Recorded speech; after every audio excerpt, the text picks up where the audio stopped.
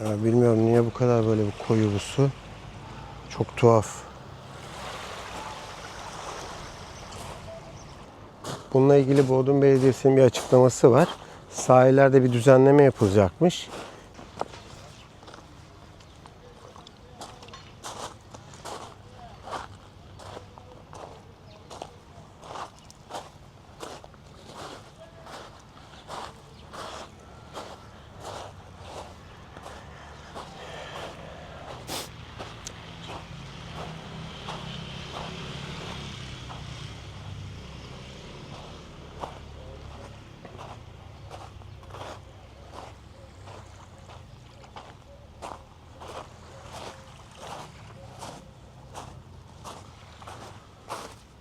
Merhaba, günaydın.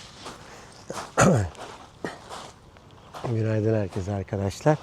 Bugün Bodrum Kumbahçe'deyim. Her zaman olduğu gibi. Sabah şimdi İsmet'i okula bıraktım. Kuzenleri de bizdeydi. İkisini bıraktım. Oradan da bu güzel havayı sizlerle paylaşmak istedim. Şöyle çok güzel bir hava. Cam gibi bir deniz.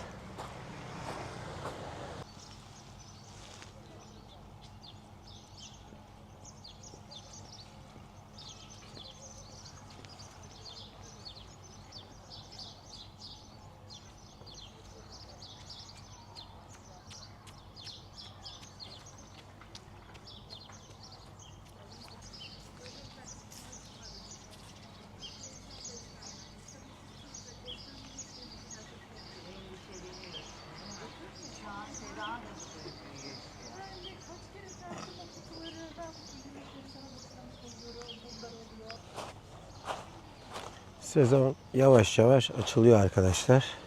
Herkes bir hazırlık içerisinde. Dün o yoğunlukta birçok mekana çıktı. Bu sahiller böyle tıklım tıklım doluydu. Tabii biz de şu aralar sezona hazırlık yapıyoruz. Bayağı bir yoğunuz biz de. Birkaç gündür böyle bizim evde böyle darma dumandı yani. Kıyafetler falan geldi, depolar falan düzenleniyor. Tabii ilk etapta bu havalar kötü olduğu için, yağmur olduğu için çuvalları biz eve taşıyoruz. Evde düzenleme yapılıp daha sonra da depoya istifliyoruz. Bu şekilde bir dağınık bir ev hali vardı. O da bizi tabii yordu, Seda'yı da yordu. Şimdi böyle güzel havada biraz dedim kendime geleyim. Bu da iyi oldu yani. Yani şu hava, şu güzelliğe bakar mısınız arkadaşlar? Yani bu havada insan nasıl iyi olmaz? Yani şu güzelliğe bakın. Muhteşem bir hava.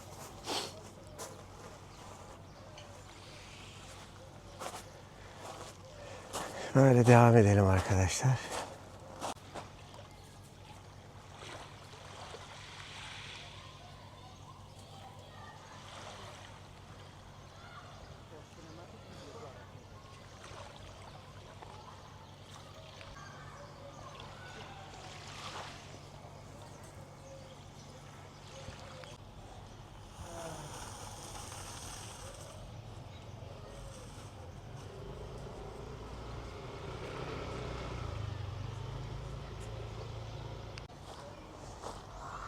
Şimdi bu tarafa doğru geldim arkadaşlar.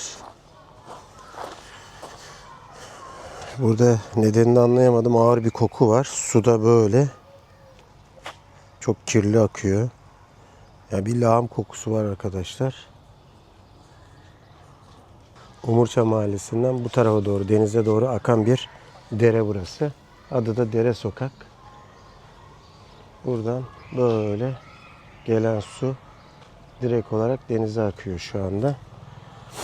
Ya burası genelde yağmur suları, yağmurda yağmur suyu olarak akar ve alt gider suyudur, yani gider, yağmur suyu giderlerinin aktığı yer direkt denize gider. Ama nedense şu anda yağmur yok. Belki dağlarda biriken sular akıyordur. Ama bayağı bir kirli bir su.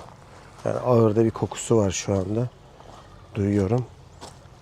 Ya su bu taraftaki deniz suyunu da oldukça bulandırmış.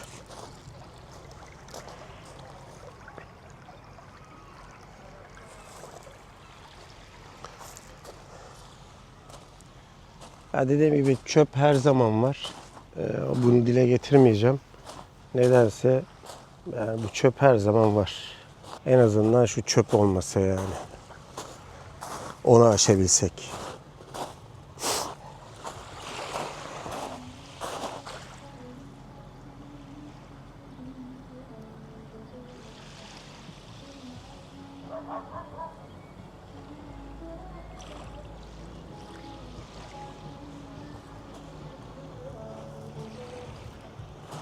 Şöyle tekneyle açılmayı çok özledim. Karavanla da çıkmayı da çok özledik. Geçen çıkacaktık. Kafamızda öyle bir plan vardı ama böyle tabii sezon hazırlığımız var. Çuvallar geldi bir yandan. Hemen halletmemiz lazım. Yerleştirmemiz lazım. Hiç olmazsa sezona girerken hazır olalım diye arkadaşlar. O yüzden o karavanla kampımızı da iptal ettik. Artık biraz toparlayalım, ondan sonra yapacağız.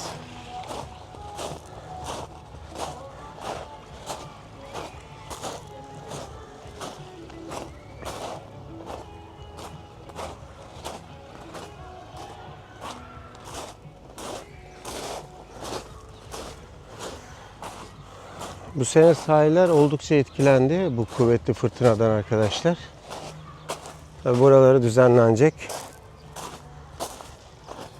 Bir de arkadaşlar yorumlarda görüyorum böyle sahil kenarlarını çekerken birçok takipçi yazıyor. Bu sahillerde niye bu kadar işte sahiller işgal edilmiş? İşte masalar, sandalyeler, hatta belli bazı yerlerde koltuk atıyor, böyle koltuk böyle bir köşe takımı gibi oluşuyor. Tabii insanlar buna çok tepkili. Denize girme alanı gerçekten yazın sınırlı derecede. Çünkü bu bölgede, yani merkezi bölgede plaj olarak bir tek burası kaldı. Yani kum olaraktan rahatlıkla denize girebileceğiniz şehrin içerisinde bir tek burası kaldı arkadaşlar. Tabii ister istemez burada yaşayan halk da buna tepkili. Buraya tatile gelen insanlar da buna tepkili. Çünkü gelip burada rahatlıkla denize girmek istiyor ama böyle masalar sahilde denize girmenizi biraz etkiliyor. Bununla ilgili Bodrum Belediyesi'nin bir açıklaması var. Sahillerde bir düzenleme yapılacakmış. İşte metraj olaraktan bir düzenleme yapılacakmış. Tabii bazı yerlerin plaj uzunluğu fazla, bazı yerlerin kısa.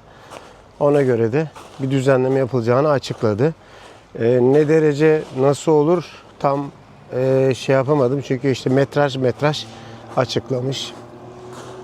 Hatta sosyal medyada da var. Tabii neye göre açıklandı bu bilmiyorum. Çünkü çıkan ekstra binalar da var. Mesela burada ekstra yapılar da var. Uzatmalar da var. Bunlar da göz önüne alınarak tabii ki böyle bir düzenleme yapılacak.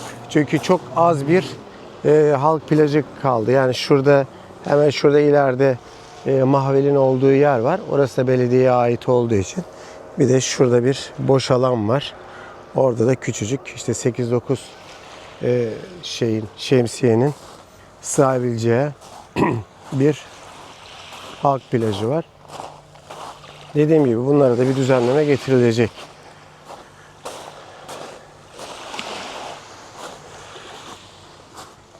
Sezon başlıyor. Tabii herkesin bir beklentisi var arkadaşlar. Evet, buralar bayağı bir koyu yeşilimsi bu taraflar. Tam anlayamadım. Sanırım şurada da denize akan bir su var herhalde. Ondan dolayı denizde ağır bir koku var. Bugün onu hissettim. Bir de arkadaşlar yazın burası olduğu gibi tekne doluyor. Yani burada bir sahile çekiliyor. Şu gördüğünüz dubalar var. Dubaların arka tarafı olduğu gibi tekneler doluyor. Yavaş yavaş artık böyle tekneler dolmaya başlamış alargaya. Tonozlar falan vardı denizde. Onları temizlediler bu sene. Tonoz bulunmayacak diye. Birçok kişi tabii sabit teknesini bıraktığı için tonoz koymuştu. O tornozlar tek tek söküldü. Artık burada duracaklar. Bir yaz boyunca olan duracak kimse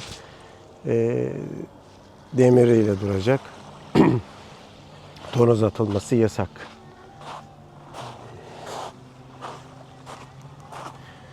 Kusura bakmayın, biraz da böyle boğazında böyle gıcık var. O da birkaç gündür evin içi tozlu. Biraz böyle bir bende astıma çevirdi gibi bir şey oldu. Öksürük öksürük. İyiyim. Çünkü kumaş tozu bayağı tıkadı beni. Kusura bakmayın, böyle boğazım ara ara kuruyor.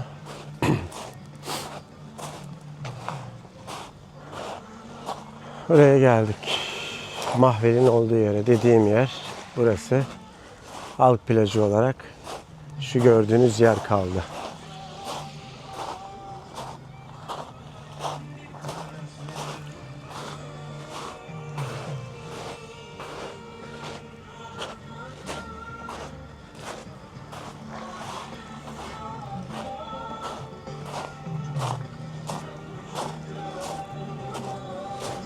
Şurada da böyle bangır bangır çalan bir müzik var.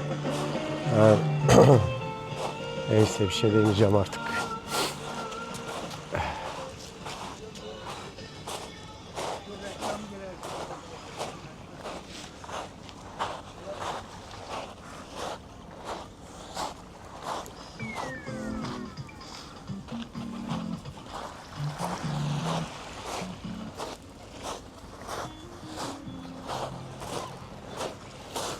Beş saniyede bir değişen müzik dinleyeceksiniz.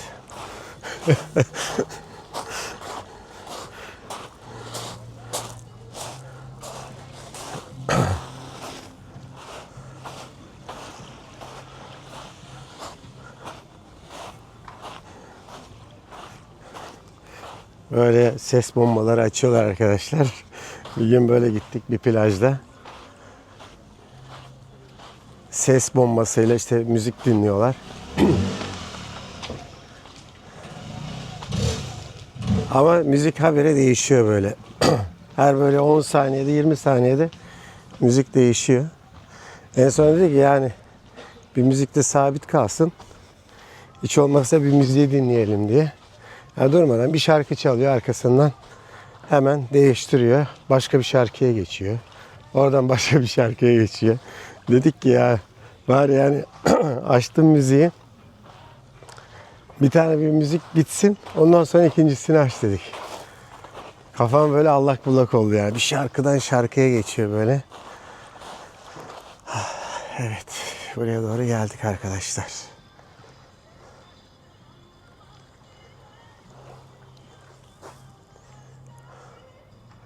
Evet. Canlı müzik yayını yapıyor oradaki arkadaş. Hay Allah'ım ya.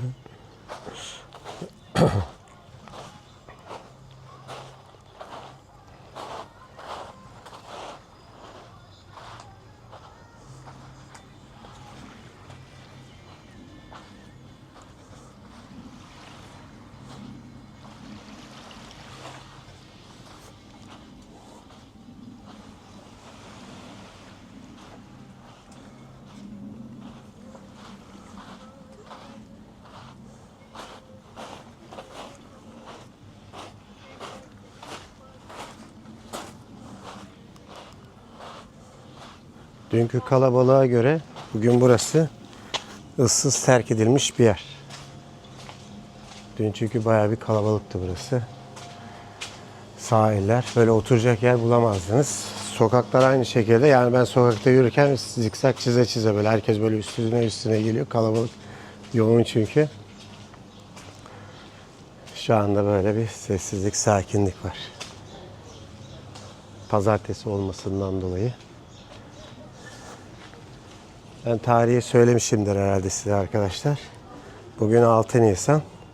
Bir önceki videoyu 3 Nisan'da çekmiştim ben. Bugün de 6 Nisan. Kolay gelsin.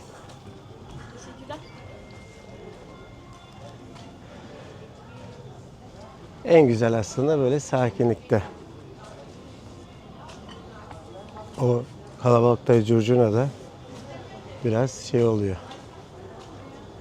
Mesela şimdi ben burada oturup bir çay içerim. Sizler için burada bir çay içeceğim arkadaşlar. Şöyle deniz manzaralı bir çay içeyim. Oradan da yavaş yavaş eve dönüşe geçerim.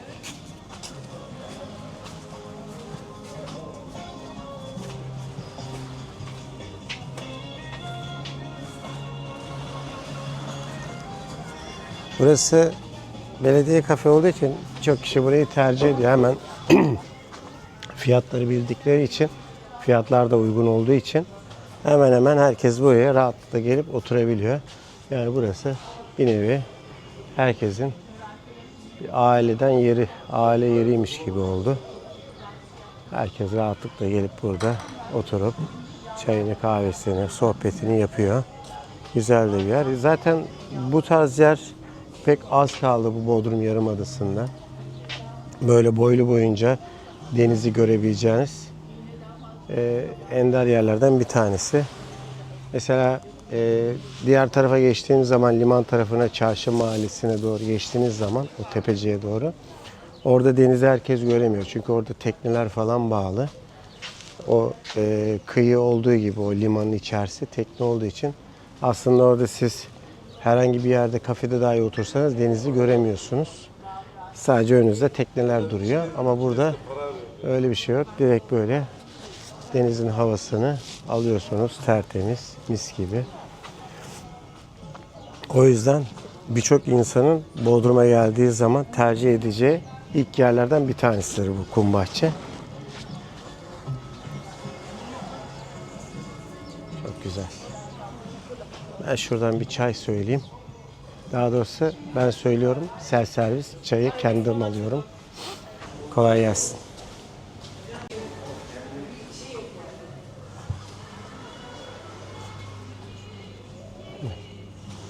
Nereye geçelim? Şuraya geçelim.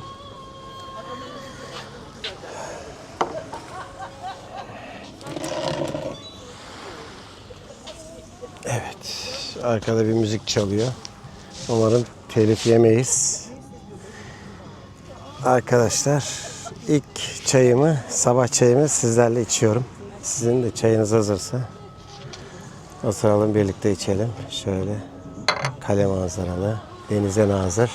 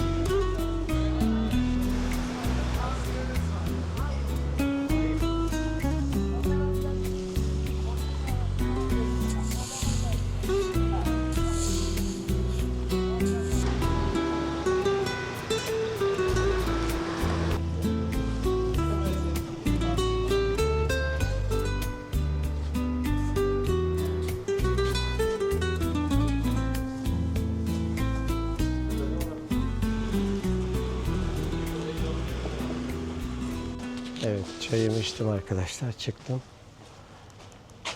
Bu Bodrum merkezinde hala böyle yol çalışmaları devam ediyor arkadaşlar. Mesela şu sokağı göstereyim. Sokakta böyle bir altyapı çalışması var. Bir önceki sokakta da vardı arkadaşlar. Bir yandan da sezonu yetiştirme çabasında belediye. Tabii bu sene sanırım bu hava şartlarından dolayı bu çalışmalar hep ertelendi. Böyle bahar havasına bırakıldı. Aynı şekilde bu sokakta da hemen görüyorsunuz.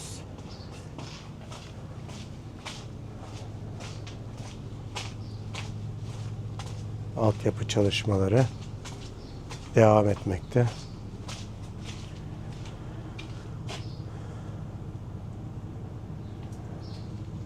Yani birkaç ay içerisinde bunlar bitecek. Yani Bodrum'un her sene olan olayı var. Her sene bir şekilde yollarda çalışma oluyor. Altyapı çalışması. Bu girdiğim sokakta arkadaşlar meyhane sokakları gibi bir sokak oldu. Burada şurası eskiden Gözen sinemasıydı. Çocukken Burada sinema izlerdik.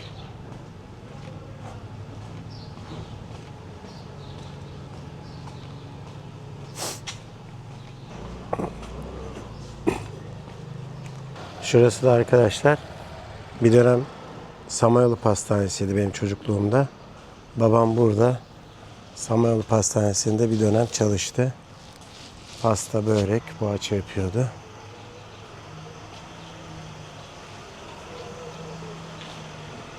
Her şey zamanla değişiyor. Ben olmazsa şuradan, şu sokaktan çıkayım arkadaşlar. Çocukken arkadaşlar böyle bu sokaklarda yürürken bu sokaklarda oturanların çoğunluğu böyle yarı Türk, yarı Giritlice konuşurdu.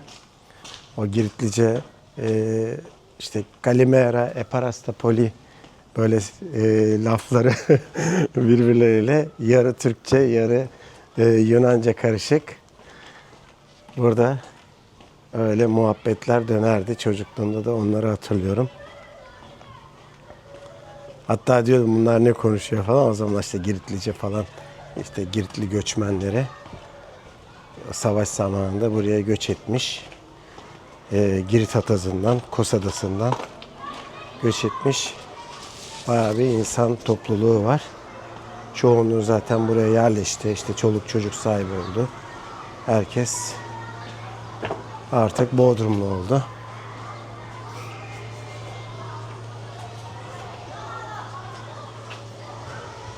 Evet, buradan Azvakbaşı'nın olduğu yere çıktım arkadaşlar.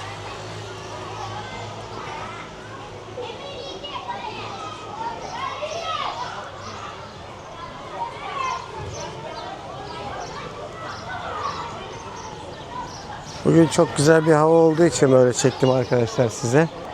Böyle bir yazın havasını istedim. Güzel, bahar tadında bir çekim oldu.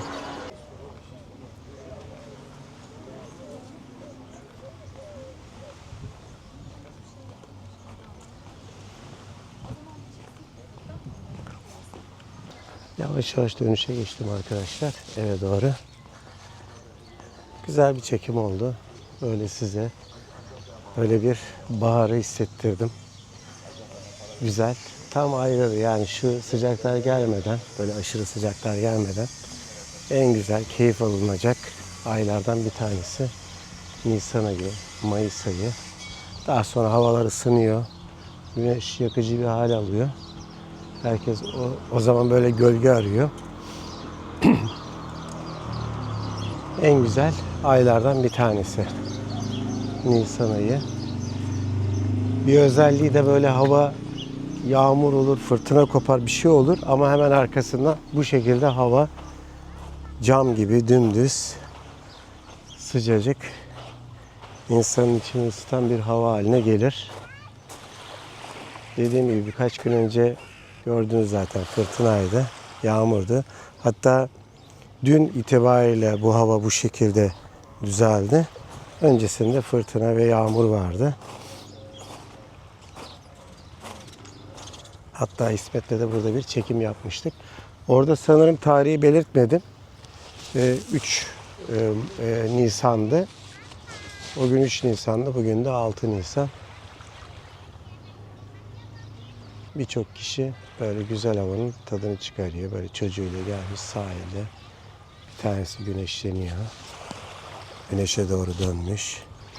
Burada da sohbet edip kahve içenler var. Çok güzel bir ortam. Aslında en güzel, sakin saatleri şu anda.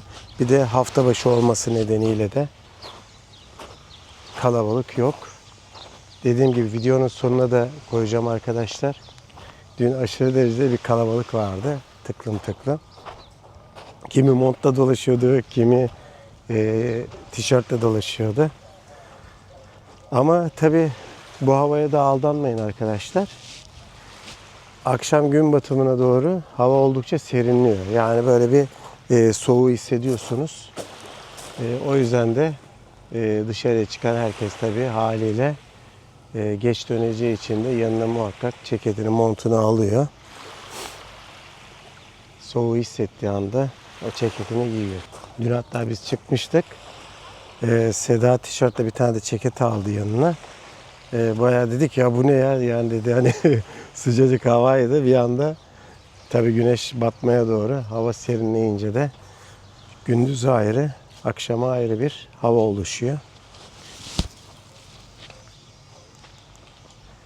Evet, güzel.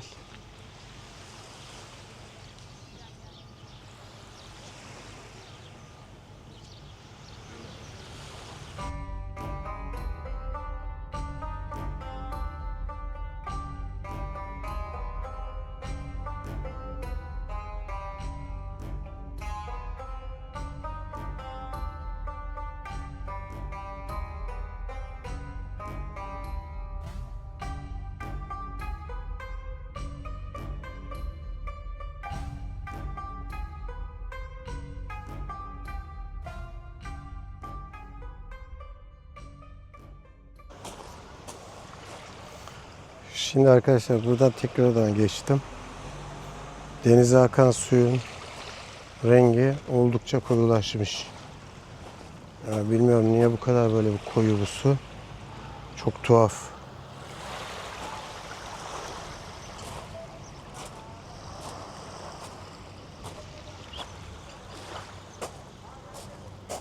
Tuhaf. Şaşırdım yani. Denizin rengini oldukça değiştirdi arkadaşlar bu akan şey. Tam olarak anlayamadım ama böyle yani bu koku lağım kokusu diyor. Tuhaf. Yani altyapı çalışması var şu an ama bu şekilde bunun akması da çok garip. Evet. Dönüşe geçtim arkadaşlar. Gideyim. Seda aradı. Dedi gelmiyor musun kahve içeceğiz diye. Dedim ben geliyorum. Tabii o beni yürüyüşte zannediyor. Çekim yaptığımdan haberi yok. Dedim az kaldı. Gelmek üzereyim dedim. Bugün bir de bizim oranın pazarı. Bir kahvemizi içelim. Kahveden sonra da pazarda eksiklerimiz var. Onları alacağız. Birkaç gündür dolabın fişi söküktü. Arıza yaptı dolap. Artık yavaş yavaş böyle miadını doldurdu diyebilirim. Hesapladık 18 yıllık bir buzdolabımız. Tabii haliyle arıza vermeye başladı. Tabii böyle fişini çekiyorum. Bu kanallarda dolma oluyormuş. Onu araştırdım. Belki de işte rezistans kendi görevini yapmıyor. Kanallardaki o birikme o yüzden de oluyor. Şimdi böyle kısa bir atlatmayla böyle sezonda alacağız yeni bir dolap. Geçiştirelim diyoruz. Biraz daha idare eder bizi. Böyle ara ara yapıyordu. Şimdi sıklaştırmaya başladı. Yani 3 ayda bir yapıyordu. Şimdi tekrardan fişi çektim. Yine aynı şekilde eski haline döndü. Buzlar çözüldükten sonra. Tabii dolapta hiçbir şey yok. Hepsi çöp oldu. Şimdi tekrardan alışveriş yapacağız.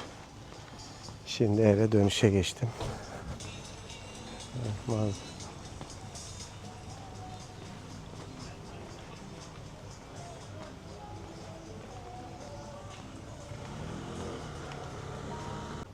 Bir de çok kalın. Sağlam mı düzgün? Hasan bir de kuş seslerini duyuyorsunuz mu?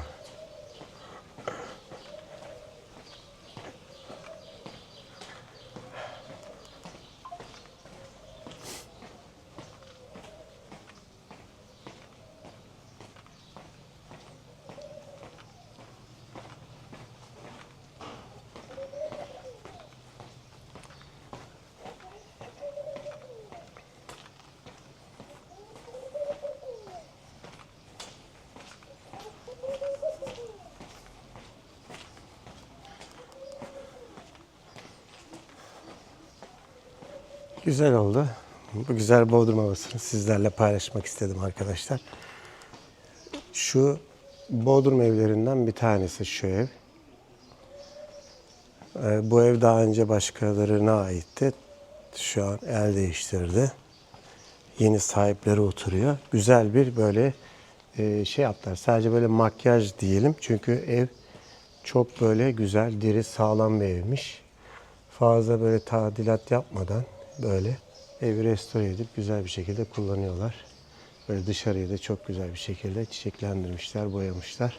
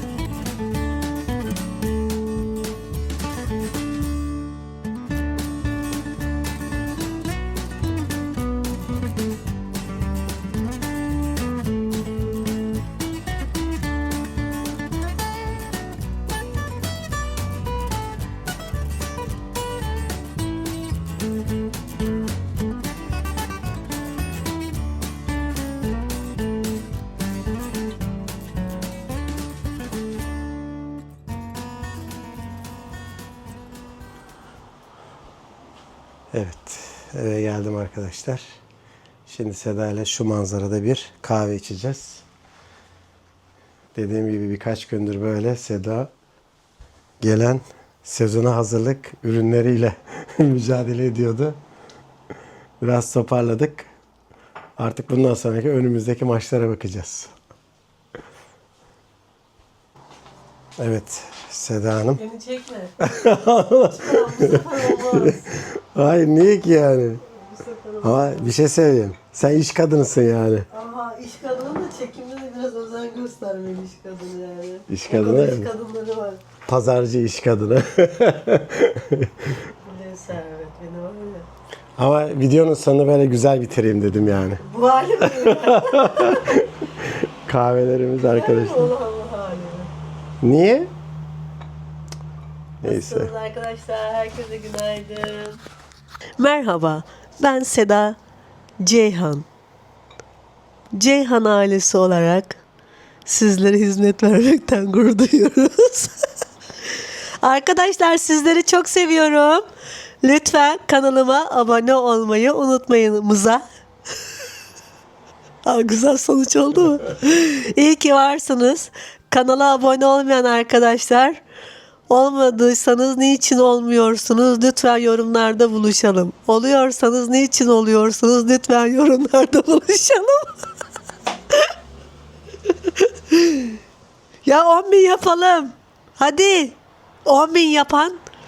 10.000 olursam 10 takipçime Vaat verme. vaat vermiyorum. Onlara sevgilerimi gönderiyorum.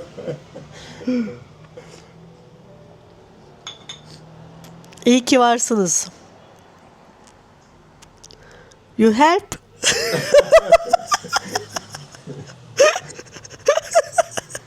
Güzel bir kapanış oldu ya. Çok demezsin. İyi ki varsınız. İyi ki, iyi ki, iyi ki burada olduğum için Servet'in ısrarlarına rağmen ama pardon olmadı.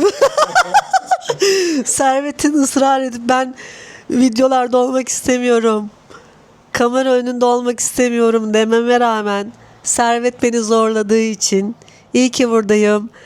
İyi ki sizleri çok ama çok seviyorum. Bu kapanış iyi kilerle de oldu. Çok saçma bir kapanış oldu Servet. Sakın bunu koyma. Ben sonunu yumuşatırım onun artık. Bir şeyler yap. Bir de bana filtre yap. Kıyafetimi değiştir. Yüzümü değiştir. Sizlerden biriyim ben. Dostlarım, sevdiklerim. Özel tabii ki de makyajlı, saçım başım düzgün olsa daha iyi olur ama ev hali. Yorgunum dostlarım, yorgunum yorgun. Tutun kollarımdan, telif yiyeceğiz şimdi. Kahvem de çok güzel oldu he. Uzun bir kapanış oldu bu. Bence birazını kesmelisin Servet lütfen. İnsanları sıkmaya hakkın yok. Değil mi arkadaşlar? O zaman hemen şöyle izleyiciyi Bodrum sahiline doğru gönderelim. Hadi. Şimdi size iyi seyirler. Maymun ettin beni maymun.